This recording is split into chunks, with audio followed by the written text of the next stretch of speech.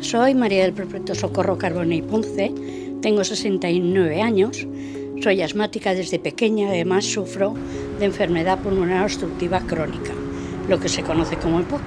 Y a pesar de todo, el tabaco ha sido mi compañero de viaje durante más de media vida.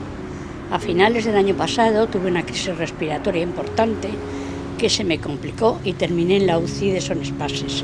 Un mes ingresada y casi no lo cuento. Pero salí y una vez en planta mi neumólogo me dio un ultimátum: tienes que dejar de fumar, sí o sí. Y me habló del programa Respira Vida. Respira Vida es un programa en el que colaboran los centros de salud del área de Ponent y los servicios de cardiología, neurología y neumología de Son Espases. Busca reducir la tasa de tabaquismo y otras formas de consumo entre los pacientes que ingresan en el hospital, ya sea por un infarto, un ictus o una patología respiratoria grave. Digamos que a los pacientes que han sufrido un susto les pillamos en caliente y su respuesta a dejar de fumar es más efectiva.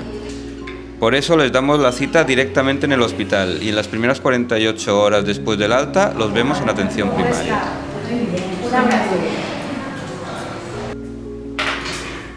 Bueno, María, ¿cuánto tiempo llevas sin fumar? Pues ya llevo 6 meses, ¿eh? Hombre, está muy bien, ¿eh? Muy bien, sí, sí. ¿Y el tema de la ansiedad? ¿Cómo? Muy bien también, con la medicación que me diste estoy de maravilla, no tengo ansiedad y muy bien, la verdad. Perfecto.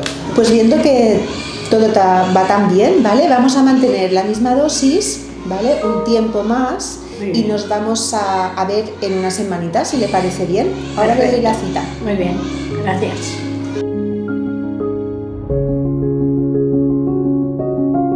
La verdad es que me siento muy acompañada en este proceso. Creo que sin la ayuda de todos los profesionales sanitarios no lo hubiese conseguido. Dejar de fumar ha sido la mejor decisión de mi vida.